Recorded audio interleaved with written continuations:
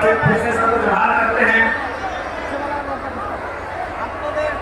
तो आज जो आज हम लोग जमा हुए हैं, इसका मूल उद्देश्य यही है कि हमें अपनी पहचान की लड़ाई किस प्रकार लड़नी है, इस लड़ाई को किस प्रकार हासिल करनी है, और ये लड़ाई इसलिए करनी है ताकि आने वाली पीढ़ी हमारी सुरक्षित और संरक्षित हो सके। आज जितने भी लोग यहाँ आए हैं, भली भांति आने वाले वर्षों में हमारे साथ क्या घटित होगा। आज यदि हम लोग अपनी लड़ाई को लेकर, अपने अधिकारों को लेकर, अपनी पहचान को लेकर जागरूक नहीं होते हैं, जो पहचान हमारी 1950 में छीनी गई, उस पहचान को लेकर अगर जागरूक नहीं होते हैं, तो आने वाले दिनों में इस राज्य में अगर कोई शरणार्थी बनेगा तो याद रखेगा सबसे पहले तो हमारी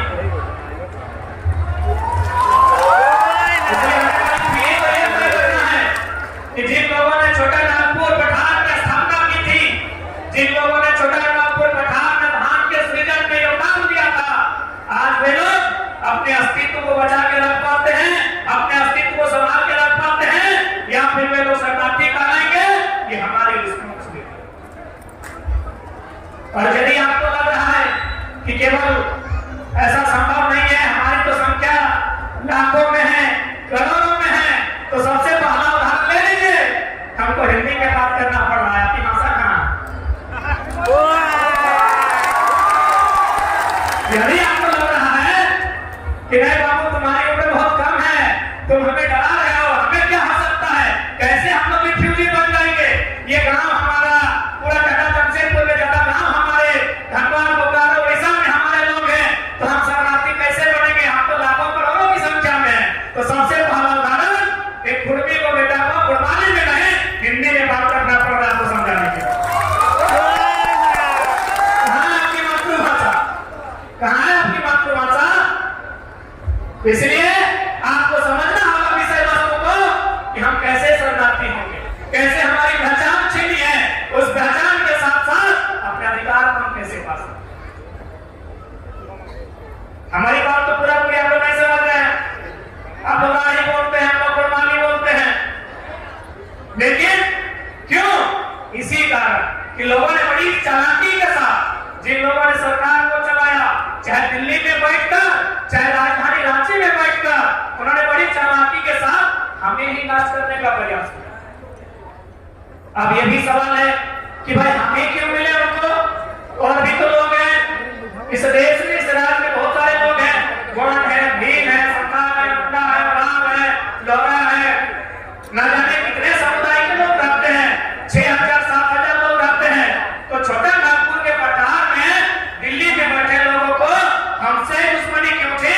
हमने बार बार कहा अब जहां से अगर आप धनबाद से चलिएगा कदम से कदम ना, तो उड़ीसा आप केवल अपनी जमीन में पार हो जाएगी। यानी कोई भी, चाहे विदेश के आदमी आए, चाहे छोटा नागपुर पठार के अलावा बाहर के लोग आए, क्या वे लोग हवा में घर बना सकते हैं? अपनी योजना, परियोजना, अपनी कंपनी, अपनी फैक्ट्री, क्या वे लोग हवा में लगा सकते हैं? नहीं, उन्हें जमीन चाहिए। जमीन किसकी है? हमारी है। जमीन किसकी है? हमारी है। इसीलिए सबसे पहले केंद्र सरकार ने, जो उस समय और आज भी पूंजीपतियों की सरकारें हैं, उन्होंने कहा कि हमें सुविधा कैसे हो। यदि हम जमशेदपुर सरायकेला में कोई फैक्ट्री लगाएंगे, धनबाद बोकारो रांची में अगर जमीन का अधिग्रहण करेंगे, तो सुविधा कैसे होगी कि इनके पास जमीनें ज्यादा। तो आप देख सकते हैं विशेषकर कोयलियोरी बेल्ट में, औद्योगिक क्षेत्रों में लगभग 60-70% जमीनें हमारी थी। इसलिए 1950 में बिना किसी नोटिफिकेशन के हमें जो समय की सूची थी, प्रिमिटिव ट्राइब्स, हमें बड़ी साजिश, चालाकी, षड्यंत्र के तहत बाहर करते। आज भी हमारे पढ़ने वाले नौजवानों को, हमारे माता बहनों को, हमारे समाज के मैक्सिमम लोगों को जानकारी कर रही कि हमारे साथ ये साजिश क्यों रची। इसलिए आज एक जन चेतना की आवश्यकता है, जो चेतना धीरे धीरे जागरूक हो रही है हम सभी के बीच। आज हम सबों के बीच एकजुटता की आवश्यकता है, जो एकजुटता हम देख पा रहे हैं, इस एकजुटता को आखिरी मुकाम तक कोई पहचान और सम्मान न मिल जाए, इसे कायम रखना। क्योंकि इस बात को मानना होगा, हम लोग बहुत ही सरल लोग थे, भोले भाले लोग, खेती के माध्यम से धान लगाकर अपना जीवन यापन करने वाले लोग, बहुत सरल लोग थे। हमने लोगों की चालाकी को कभी समझा ही नहीं। आज उसी चालाकी का परिणाम कि हम लोग हास्य में। आप बारीकी से मैं कुछ बिंदुओं को समझा रहा हूं और बिंदुओं से आपको आभास होगा कि किस प्रकार हमें मैनेज करने का प्रयास किया गया। सबसे पहले बात करते हैं इतिहास की। यहाँ सभी पढ़े लिखे नौजवान हैं, पढ़ी लिखी माताएं आई हैं, सबको जानकारी है। हम जैसे इतिहास पढ़ते हैं, हमारे सामने चैप्टर्स आते हैं पाषाण काल, उसको 3 भागों में बांटा जाता है, पूरा पाषाण काल, मध्य पाषाण काल, नव पाषाण काल। जैसे ही पाषाण काल खत्म होता है, ताम्र पाषाण में आते हैं, कांस्य युग में आते हैं, मोहनजोदड़ो हड़प्पा में आते हैं, वैदिक काल, उत्तर वैदिक काल में आते हैं, महाजनपद काल होते हुए, गुप्त वंश होते हुए, हम लोग मुगल को पार करते हुए अंग्रेजों के काल तक आते हैं ना। ये तो हम इतिहास पढ़ते हैं ना, पढ़ा हमने। लेकिन बताइए, कहीं राढ़ काल का जिक्र है, कहीं राढ़ सिविलाइजेशन का जिक्र है किसी इतिहास के पन्ने में? एक भी व्यक्ति में खड़ा होता बता नहीं।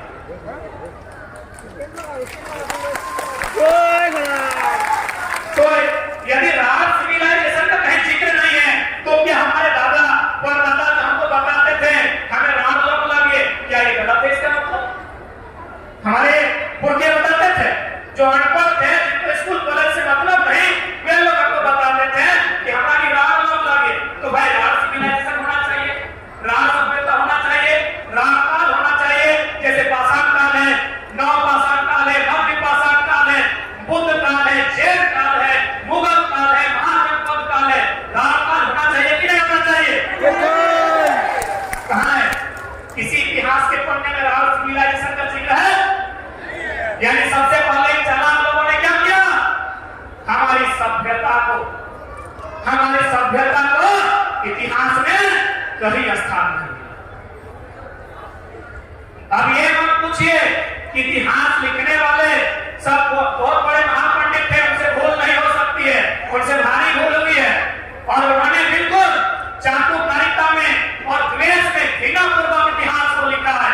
मैं नाम न लेकर वो उदाहरण देना चाहूंगा, क्योंकि मैंने इतिहास की बात कही है और मैं एक्सप्लेन इसलिए कर रहा हूं कि लोगों ने इतिहासकारों से भूल कैसे नहीं हो सकती। फिर पढ़े लिखे लोग हैं, बोलेंगे वे इतने बड़े इतिहासकार थे, उनसे कैसे भूल होगी? हो सके हम ही लोग गलत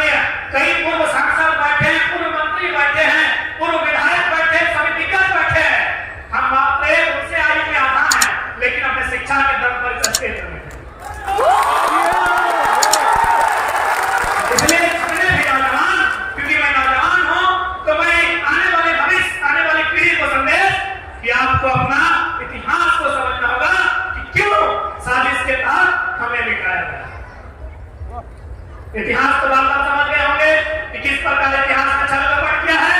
अब बात करते हैं भूगोल। इतिहास के बाद एक चैप्टर भूगोल भी आता है ना, ज्योग्राफी। भूगोल यानी जमीन का टुकड़ा।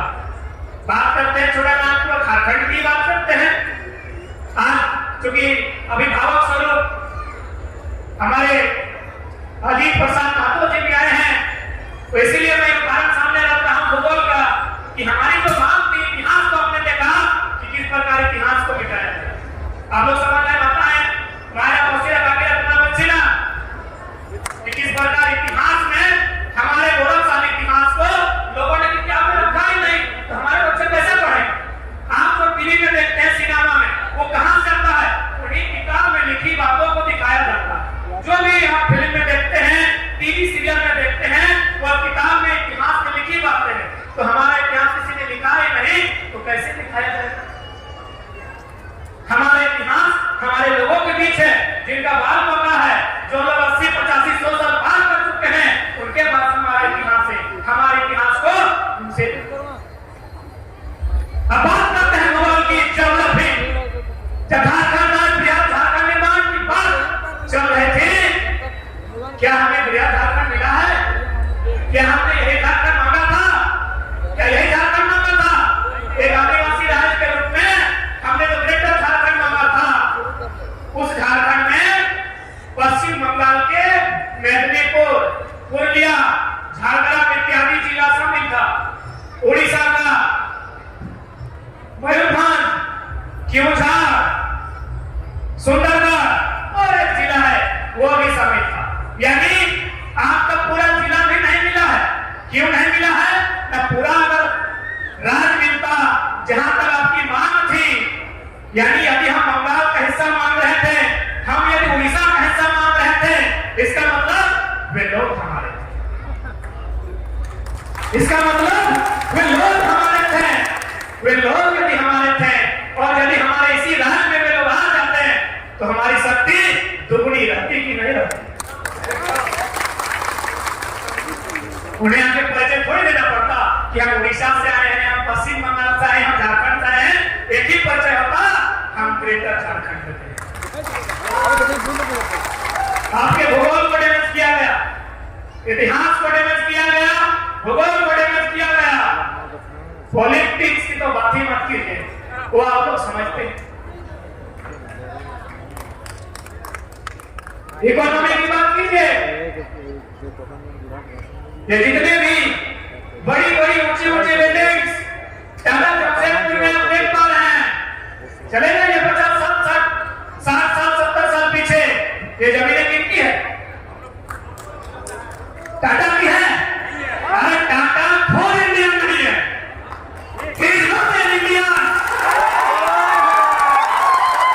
टाटा खोल भारत का नहीं है, उसकी जमीन कैसे होगी? टाटा खोल भारत की है और जमीन हमारी है। टाटा जो आज कहता है भारत की अर्थव्यवस्था में हमारा योगदान है, उनसे कहिए आपकी अर्थव्यवस्था में हमारा योगदान है।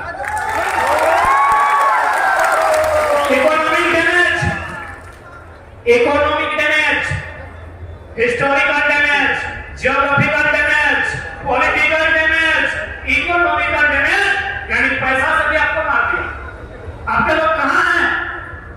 उषा मार्टिन रहे, टाटा रहे, टिस्को रहे, स्टील रहे, बल्लभ रहे, आपके लोग वर्कर रेट में, आपके लोग वर्कर रेट में हैं और वे लोग सीएमपी जीएम के रैंक में। इकोनॉमिक डैमेज, इकोनॉमिक डैमेज समझ में आया ना? ये इकोनॉमिक डैमेज है। आप बात करते हैं कल्चरल डैमेज। कल्चरल यानी संस्कृति। हमें बताने की क्या आवश्यकता है? हम अपने घरों में जाके देख लीजिए, हमारे पूर्व क्या करते थे? 12 माह से 13, अभी 26 को हो रहा है।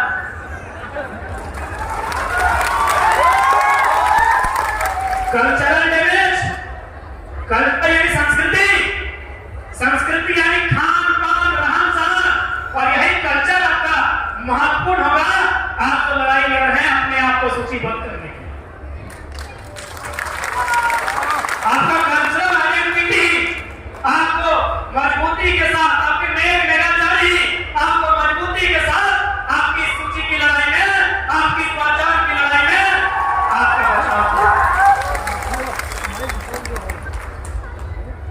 सांस्कृतिक डैमेज हुआ है ना, मामूसी लोग अच्छा से समझेंगे। हमारे बुजुर्ग कहते थे ना 12 मास से 13 का पर्व, कहते थे ना कि हमारा पर्व वही है जिसमें मोड़ी चूड़ी और पूड़ी चलता हो। मोड़ी माने जोड़ी माने खीर ना, बच्चा है सब बोलिएगा, और मोड़ी माने पीठा पकवान। जाके देखिए अभी क्या क्या लेके आते हैं कल्चरल। अब बताइए एक इंसान को मारने के लिए कहां से आपको डैमेज किया गया? Historical, geographical, cultural, political, economical. उसके बाद भी यदि हम जिंदा हैं तो बस वही कहेंगे राज सभ्यता, राज माटी के राज लोग हैं। इसीलिए इतना डैमेज होने के बाद भी अरे दूसरा आदमी होता इस दुनिया से उसका नाता बन जाता। इतना डैमेज होने के बाद भी यदि आज हम लोग जिंदा हैं तो भैया वही जो इतिहास में नहीं लिखा है, हम राज लोग हैं इसीलिए जिंदा है।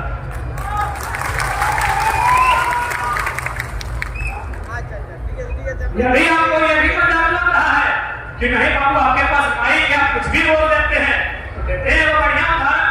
क्योंकि आप लोग आधुनिक मॉडर्न लाइफ में जी रहे हैं, तो आप लोग बाहुबली का फिल्म भी लेके आओगे मोटामोटी। बाहुबली देखिए ना, उसमें देखिएगा एक पिंडारी शब्द का जिक्र होता है कि पिंडारियों ने हमला कर दिया। रिवाइंड जाके कीजिएगा कि पिंडारियों ने हमला कर दिया। क्या पिंडारी केवल कल्पना में थे? पिंडारी वास्तव में थे। आज से 200 साल पहले जेपीएससी एसएससी का सिलेबस खोजिएगा, उसमें अंग्रेजों के काल को पढ़िएगा, उस काल में पिंडारी शब्द का जिक्र है। आज जाके देखिए पिंडारी एक व्यक्ति। इसलिए यदि हम लोग नहीं समझते हैं, अपनी पहचान, अपने अधिकार की लड़ाई को नहीं लड़ते हैं, तो 20-25 साल में हमारे 10% लोग रिफ्यूजी हो जाएंगे। आने वाले 20-25 साल धीरे धीरे एक दिन ऐसा आएगा कि हमारे नाम का भी केवल इतिहास रहेगा, वर्तमान समाप्त हो जाएगा। इसलिए आज हमारे हमसे आयु में काफी वृद्ध वक्तागण आए हैं, वे अपने अनुभवों को आपके बीच रखेंगे। उनको सुनिएगा और समझने के साथ साथ उसे अमल करने का प्रयास कीजिएगा, क्योंकि आज हम एक निर्णायक लड़ाई में हैं। आज यदि चूक होगी तो फिर एक विदेशी पूरा काटा को कब्जा कर लिया है, कोई और परदेशी बाकी जो हमारा बचा है उसे भी कब्जा कर। बाकी ठीक है, हमारे बीच बहुत सारे वक्ता हैं, समय की पाबंदी है। निर्मलता की माटी में निर्मलता के कथन के साथ बात करेंगे कि सवाल बनकर फिर दूंगा जो बन पाए तो जवाब रखना। कि सवाल बनकर फिर दूंगा जो बन पाए तो जवाब रखना। मेरा खून बेकार न जाए, मेरे खून का हिसाब रखना। मेरे खून जो हमसे बड़े हैं सबको प्रणाम, जो हमसे छोटे हैं उनको आशीष।